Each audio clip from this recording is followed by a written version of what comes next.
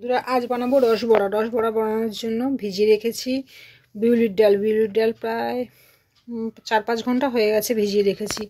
ভালো করে ভেজানোর পরে ধুয়ে রেখেছি। এবার এটাকে পেস্ট করব। মিক্সিতে পেস্ট করে নেব। ডালটা সবটাই পেস্ট করে নেব।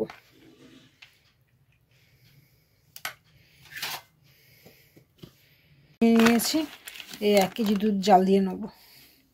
চলো, বিউলির ডালটা আমার পেস্ট হয়ে গেছে। পুরোটা পেস্ট করে এতটা পরিমাণ হয়েছে।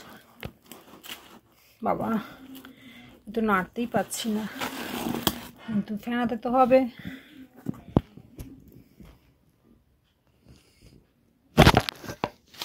চলো, এর মধ্যে দিয়ে দেবো একটু করে মৌরি গুঁড়ো, একদম সামান্য, যাতে মুখে পড়লে একটু বেশ স্মেল দেয় ভালো।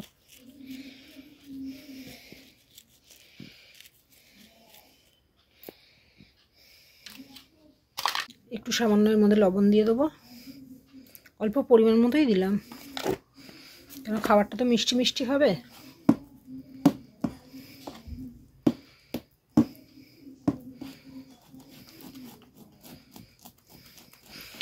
যত ফেনাবো তত জিনিসটা ভালো হবে।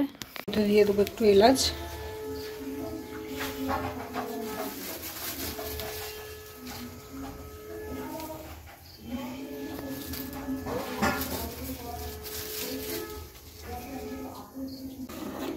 দুধটা ফুটে এসছে।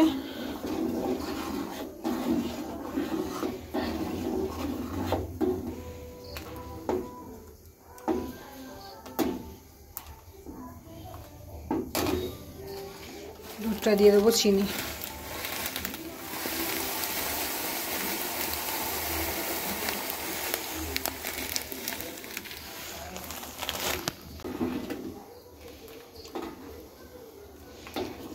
দুধটার সঙ্গে চিনিটা ভালো করে গুলে নেব।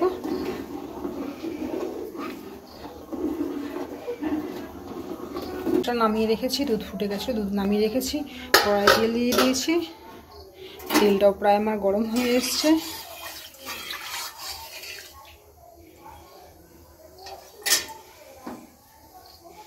এদিকে রেডি করে ফেলেছি ব্যাটারটা, যে বিউলির ডালের ব্যাটারটা ছিল সেটাও রেডি করা হয়ে গেছে।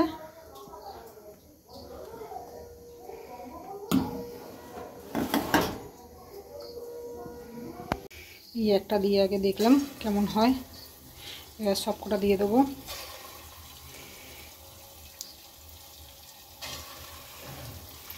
এরকম করেই ভাজবো রসবড়া।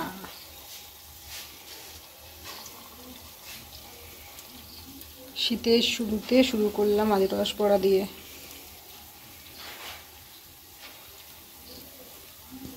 এই যে ভাজা হচ্ছে রসবড়া,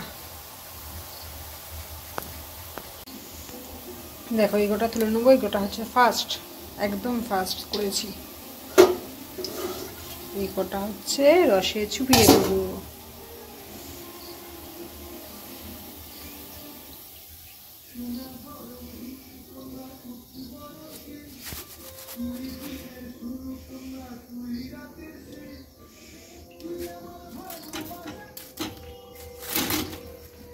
দেওয়া রইল দুধে। চলো, রসবড়া হয়ে গেছে, রেডি, একদম রসবড়া রেডি। এটা হচ্ছে ভাজা, এটা হচ্ছে দুধে দেওয়া। এগুলো তুলেছি। চলে এসো বন্ধুরা, কারা কারা খাবে, সবার জন্য রেডি। বন্ধুরা চলে এসো, সবার জন্য বাড়া হয়ে গেছে, একদম গরম গরম রসবড়া। দেখো এখনো ধোয়া উঠছে, দেখে নাও। সবে নামিয়েছি যে তার প্রমাণ, বাসি নয়, কিচ্ছু নয়, একদম টাটকা।